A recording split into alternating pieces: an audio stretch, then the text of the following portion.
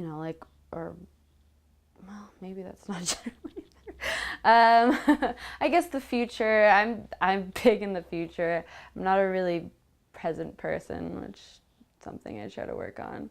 I always worry about the future, how I'm doing, how far I'm getting in life, if I'm succeeding. And then there's worrying about, like, I wouldn't say so worry, but like I have a lot of work, or am I going to get my schoolwork done on time, or maybe financial, like that kind of thing. But then I have the worrying about the worrying, which is not good. And I try not to, but that's my constant worry about when I'm going to have an anxiety attack, or when I'm going to um, get really tired or feel like crap, or not be able to get things done. And then I worry about like death. I worry about other people dying a lot. It depends on the time period of my life, but I'll be really concerned that a family member is going to get hurt just randomly. And then there'll be the really irrational fears that are like kind of spontaneous that I might get. Like, I'll be straightening my hair and then I'll think about, the house burning down, or not that I like left any like a hair straightener on, but that, I'll quickly go through a whole situation, a blown out situation in my mind that shouldn't even be there. I don't even know what it started from. I don't know why.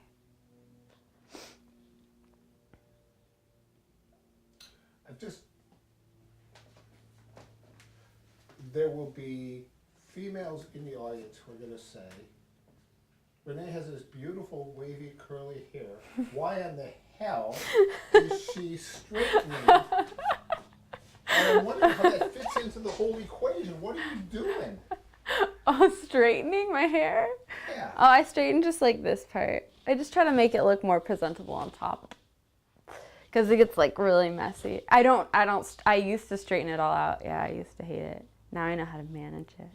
It's an important thing for girls to know. It's a leave-in conditioner. Is that anxiety? Do you have anxiety about that kind of stuff? About what? About appearance and hair and that kind of stuff? Or Oh. is that silly stuff? Or is that part of, how does that all factor in? How does that part factor in? I don't know. I mean, I definitely worry about my weight, like that kind of a thing. Oh, one that I guess would cause me anxiety, which is really funny, is having like a time limit on having kids. I went through like a crazy, it was like 6 months ago, and that could be because, I'm trying to be a doctor, and by the time I'm done, it's like, how old will I be to have kids, But I went through a crazy, like, I'm aging, I have an expiration date kind of thing, which is ludicrous, but not really in terms of how much people place women's beauty in society and Botox and all that jazz. But yeah, I had like a major, I'm getting old, and will I have kids in time, and that kind of thing. In terms of appearance, I don't think that's something that causes me fear per se. I would say I don't really care as much. I like to look good, I like to, I like going out and dressing up and stuff like that. But I don't have too much. I would say it doesn't lead to my fear. It's not what I'm thinking about. Let me ask this. I'm sitting here talking with this attractive, very articulate. You're good. You're a Berkeley kid. This is a Reed kid. Okay? I went to Duke. I taught at Duke. So I get bright. All right? Talking to this attractive, very bright, very articulate woman. Hasn't figured out exactly what she wants to do yet, but she's got all kinds of options. Financially, probably safe. Mm-hmm. What on earth are you worried about? Does any of this make sense? No. this doesn't make any sense. It doesn't make sense for me to have worry. And it's at the end of the day, it's what makes me get angry. Like it's where I, you know, it's like I need like a day. I mean, depending on how bad things have been for the amount of time, it's like I need like a day to just be able to smash the shit out of everything because it it can come out of nowhere. And like my biggest example that I use is like I'm with my family. I'm happy. It's my day off. It could be summer. I have nothing going on. Everything's free. I'm going to the movies. I love going to the movies. And I sit down in the movie theater chair and everything is fine. And it's just like, bam. I just am fearful. I feel terrible. And I don't know why. I don't know why. I understand when I start to panic because God, I had a lot of things to do and I'm worried about not typing fast enough in front of a boss or this or that or something like that. But this is, you know, just out of nowhere. Or it'll be a sunny day and I'll be outside or I'll be at the beach or I'll be, you know, walking my dog. And then all of a sudden, maybe not so much walking, you know, laying down a blanket or something and I sit down and I'll get anxiety and I'll feel, sometimes it's a guilty feeling. Sometimes it feels kind of like guilt. And then it feels like scared. And I wouldn't say I would get, you know, I've had a panic, you know, I didn't used to get too many panic attacks, but I had when I went to Korea and I just had eaten with my boyfriend. I was walking down the street, you know, it's like a mall area and just hits me. Nothing happened. It was a great day. Yeah, so it makes me mad. And it particularly makes me mad when I can't go to sleep because then that starts the whole issue of, well, geez, I was nervous. You know, I do know that I need my sleep. And so that maybe that's when it kicks in. I'm psyching myself out. But,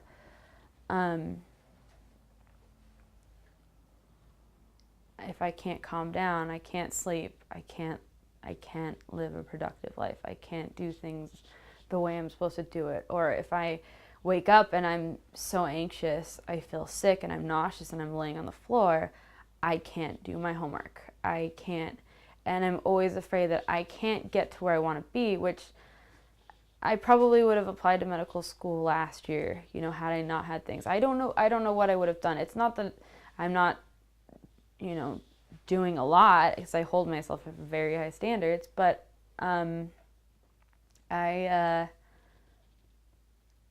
inhibits, you know, it inhibits me from doing a lot of things. Tell me some of the other ways that the anxiety and the panics have. Give us some concrete examples. Think back to things that you've wanted to do that have just stopped. Or that you've been unable to do that. How has the anxiety complicated your life? Gosh. For the most part, it's in terms of like it takes away my self-worth in a sense. So I am incredibly, my father has helped me out through so much financially, especially, but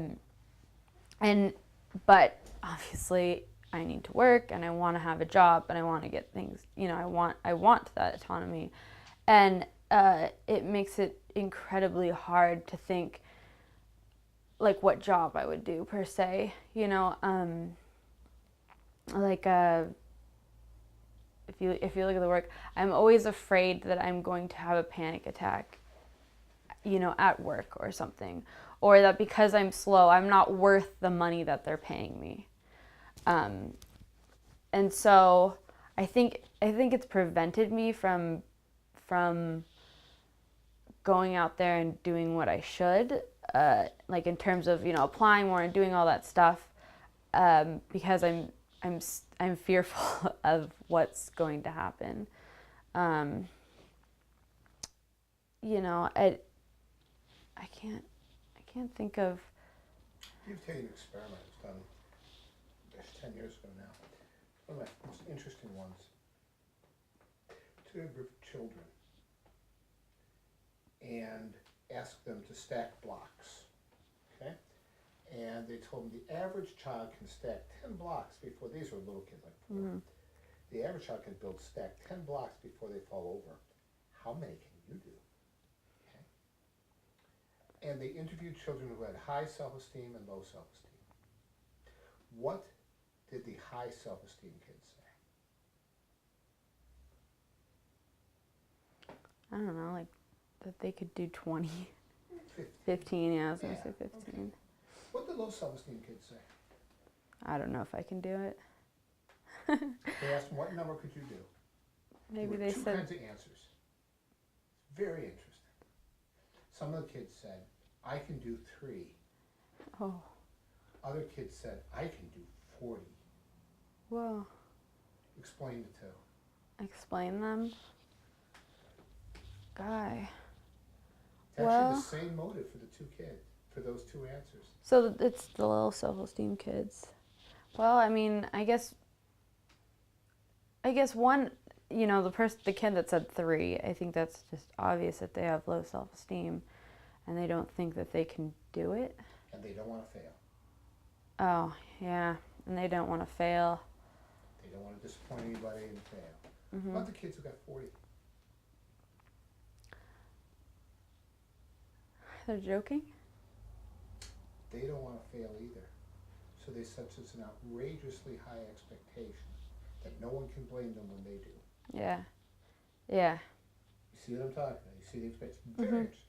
Talk to me about Renee. About me? Yeah,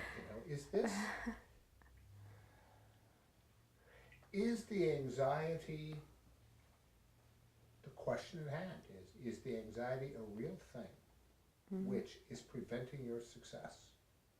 Or are you fearful of your success and the anxiety is an excuse? You see the question? Yeah. I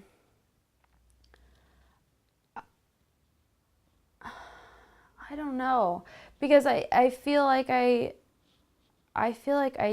think I'm smart, and I feel like I have capabilities, and I feel like there's things that I notice that people don't, and actually a lot of the times, like if there are answers people get wrong, I get them right, and there's the easiest answers that people get right, and I get them wrong. So I don't feel like I so much have the 3 kid mentality. I mean, as to where I am, what I decided to do now as an MD, which seems like quite a jump, it really was a jump. I mean, I never thought that I would be anywhere near trying to go to med school. I wasn't going to take any science. I always wanted to, though. So the thing is, I put my passion, and I don't want the anxiety to bring me down. So I have a passion and I want to do it, but I don't know if I can. I don't know which ways that would answer it. How afraid are you of? How afraid are you? And this, I'm not assuming I know the answer. I'm genuinely curious. How afraid are